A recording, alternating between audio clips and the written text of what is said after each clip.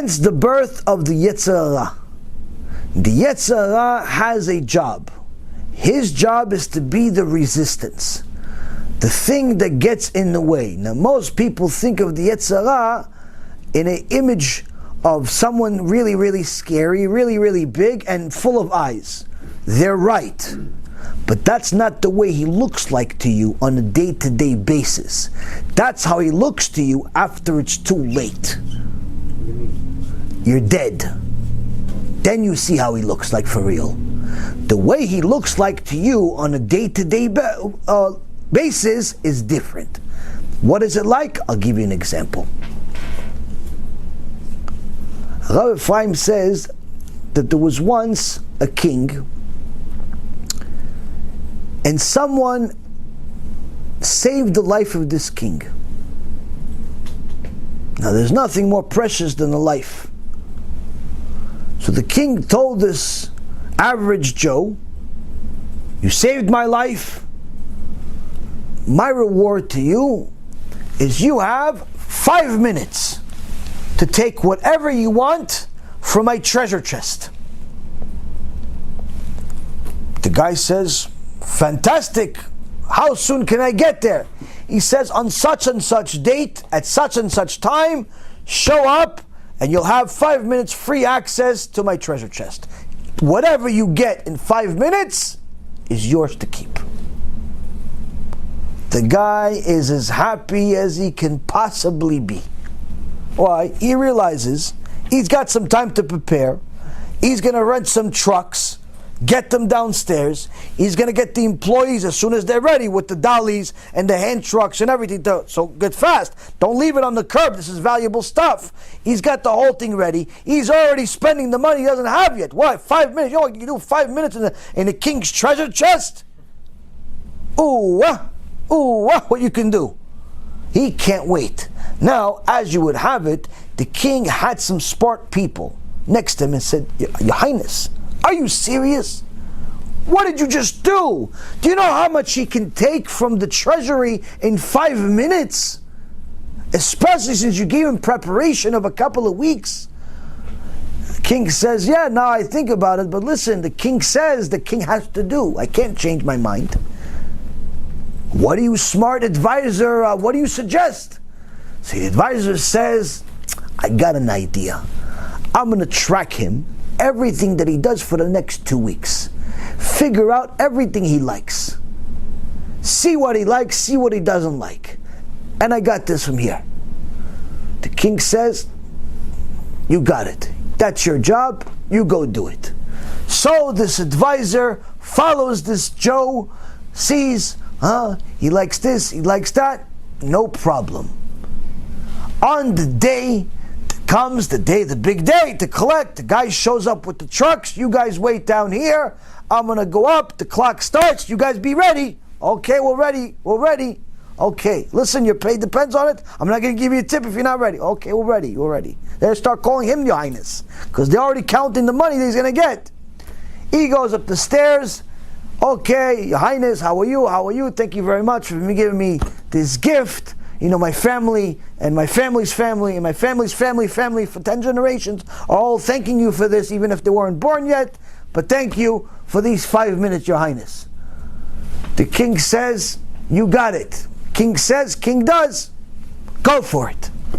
It's down the hall all the way at the end. You make a right, you make a left. It's over there. Clock starts now. The guy starts running. All of a sudden, he hears this music. Oh, this music. Wait, where's this music come from? It's not regular music. It's music of the greatest artist in the world that he likes. It's his favorite Beethoven. It's his favorite Bach. It's his favorite, what is this? Wow, and suddenly he sees the walls opening and the artist himself, the musician himself, comes out. He goes, hi, Joe, how are you? I heard you like my music. He goes, I can't believe you're here too. Because yeah, just for you I'm here. Wow, yeah, a selfie. Let's do a selfie together. So a selfie. He takes a selfie, goes, okay, I gotta go. A minute was killed. Spent a minute, killed. He starts running. I just wasted a minute, but it's a good musician though. After all, I got 4 minutes. No problem. I got 4 minutes. Starts running. All of a sudden, walls open again. He starts smelling all of this aroma of beautiful smells of the food he likes. And he sees the famous chef he's always seen on television and commercials come out. Hey, Joe, how are you? Look at the cakes and the steaks and the lasagnas I made for you. Come have a bite. Come on, you're going to let this go? He goes, you know what? I can't just let this go. The chef showed up all the way from France just for me. Let me have a bite. Another minute burned. Another minute burned. He goes, okay, I got to go. Thanks, chef. Go. He goes, all of a sudden the walls open. He gets closer, but the walls open. He sees all these theatrics, circus Soleil, circus Gehenom, circus Kafakela comes out. They're jumping, they're doing all types of things. Wow, look at the tights on these people. Shem Yishmo, what's going on? Wow, the beautiful people. Okay, I gotta go. Another 35, 40 seconds left. And then, right when he's about to get to the gate, he sees a slew of beautiful women come out and call his name. Oh, Joe, Joseph, my darling, we're here for you. And he looks at them and he looks at every part of their body and he imagines all types of garbage in his head. Hashem Yishmo v'yatzil, and he realizes, I can't believe this. I only have 30 seconds left. Get out of my way, lady! And he jumps into the treasure chest. But he only has 30 seconds left. And he just grabs a few things that he can get. Hand in his hands. He can't go downstairs and back upstairs. Whatever he can get in his hands, he gets a couple of diamonds. And he gets pulled out by the bodyguard. Amaleki, 400 pounds full of muscles. Hey, Joe, it's over. Yeah, but I'm not finished. You're finished. What you got is what you got. Joe is upset. Joe is embarrassed. Joe shows up home like it's Tisha B'Av. His wife, his darling wife, who didn't know what type of things Joe was doing, was expecting Joe to show up with 20 trucks full of stuff. She realizes Joe showed up with his tustus, with his little motorcycle that's not really a motorcycle, and no bags and no carriage and no nothing. She says, what happened, Joe? He takes out of his pocket this little bag and he says, here, take this. She starts cursing him and his mother and his father and everything that was. He goes, what did you do, you bum? You had 5 minutes at the treasure chest. This is what you got. These 2 stones. What are we going to do with these stones? I'm going to throw them at you. What are you going to do with these stones, you imbecile? You loser. You no good this and you no good that. Joe can't even defend himself. What are you going to say? I was looking at girls. I went to the circus. My favorite chef that I see on TV showed up. Or better yet, I listened to some music. What's she going to tell him? You could have bought all of them if you just spent 1 minute in the treasure chest. But the woman says, listen, I knew you were a loser when I married you. What can I do? Let's at least take this to the shop and see what they're worth. They go to the shop, they open the little baggie, and they put the chest, put the stones on the table, and the jeweler's eyes almost fall out. So, wow, where did you get these stones? These are at least $1 million each. Joe passes out. Now they wake up Joe with a couple of slaps, which his wife has been wanting to give him for already a few days. And she says to him, wake up, why are you passing out? Why didn't you pass out when you got them? He says, you don't understand. These were the smallest stones in the treasure chest. There were stones the size of footballs. There were stones the size of footballs inside there if I only spent an extra few seconds to get them. And he has to live this in his, yeah, you got a few million. But what's that, a few million, if you had billions available to you?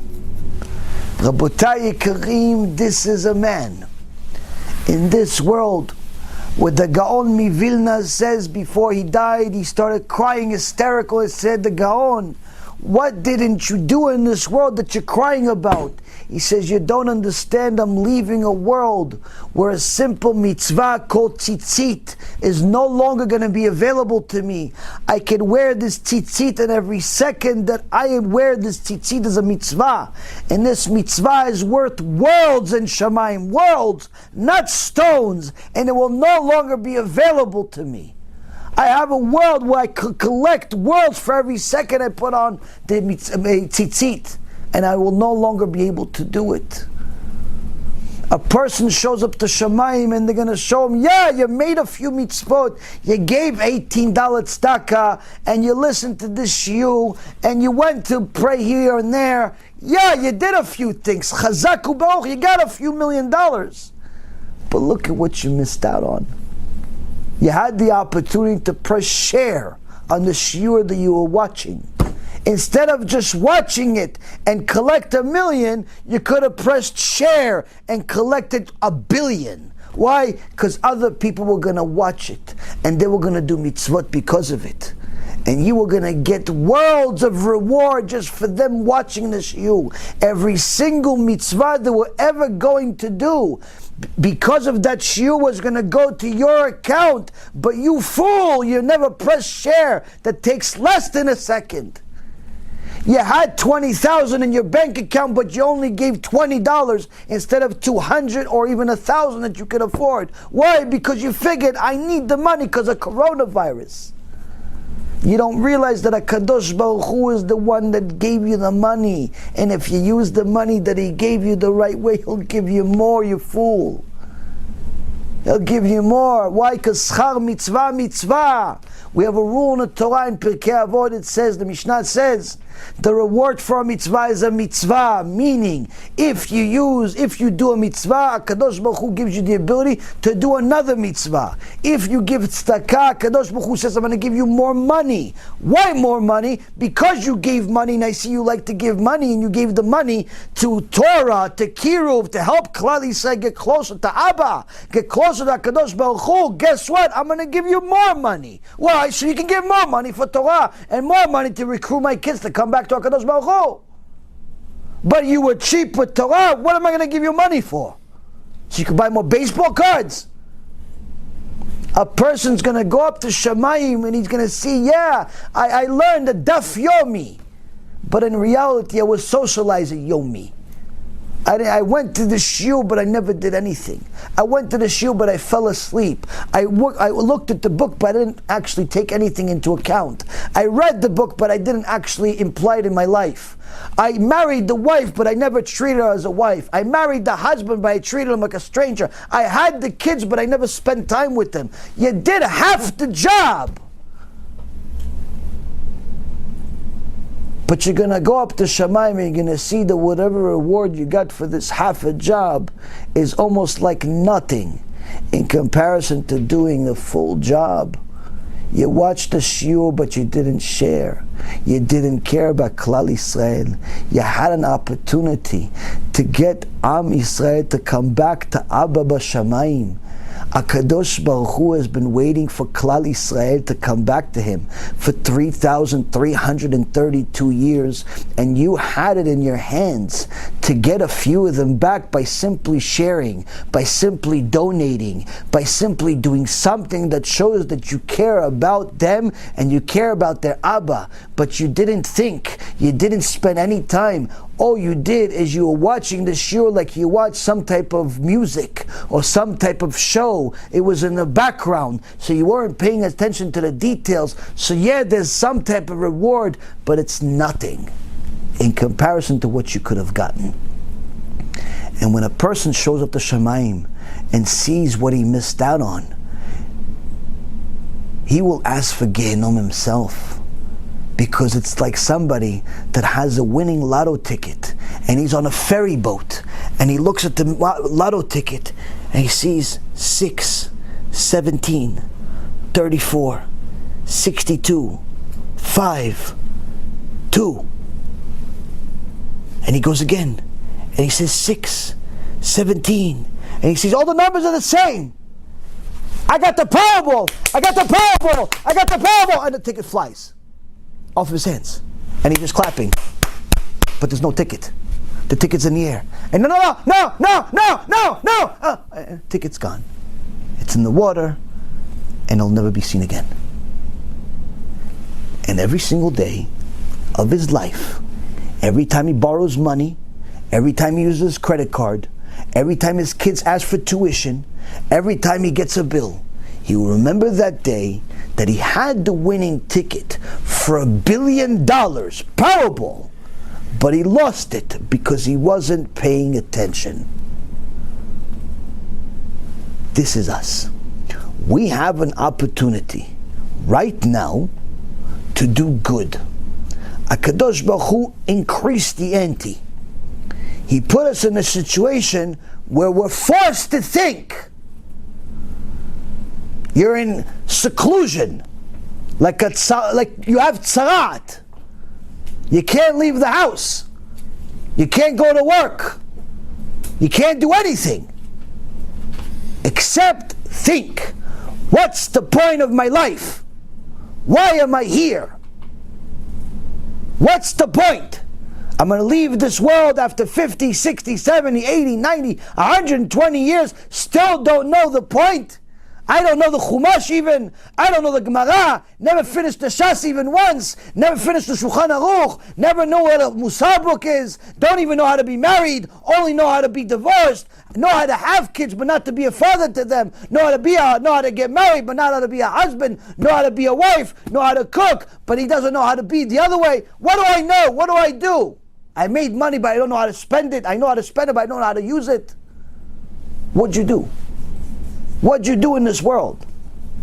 HaKadosh Baruch Hu is giving us an opportunity. Scare the lights out of us. There's dead bodies everywhere. Dead bodies everywhere. There's a good chance HaKadosh Baruch Hu, if he doesn't see us pick up the ante, he'll infect the entire world. Force us to think, not for 14 days.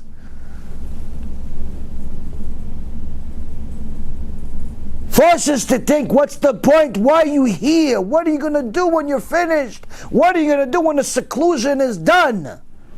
You're going to just go back to work like nothing? What'd you change? You're still going to walk around immodest, lady? HaKadosh Baruch Hu put you in seclusion so no one can see you. And what are you doing? Making videos of yourself immodest? You're sinning even when you're in seclusion?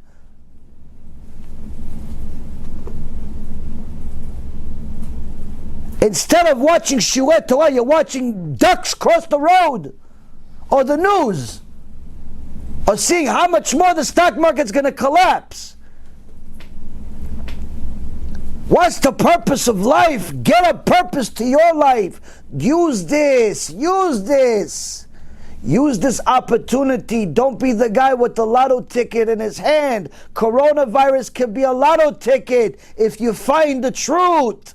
But it could also be a virus that kills you if you don't take advantage of it. And you're going to have to live this for eternity, where HaKadosh Baruch Hu is going to say to you, what do you want? I put you in seclusion for 2 weeks. And when you didn't get the point, I put you in seclusion for 2 months. And when you didn't get the point, I put you in seclusion for an entire year. I ruined the entire world just so you could keep Shabbat. And you still didn't get the point. Just so you could buy some modest clothes, you still didn't get the point. Just so you could learn some Torah, you still didn't get the point. The rabbi sent you the lecture to your phone.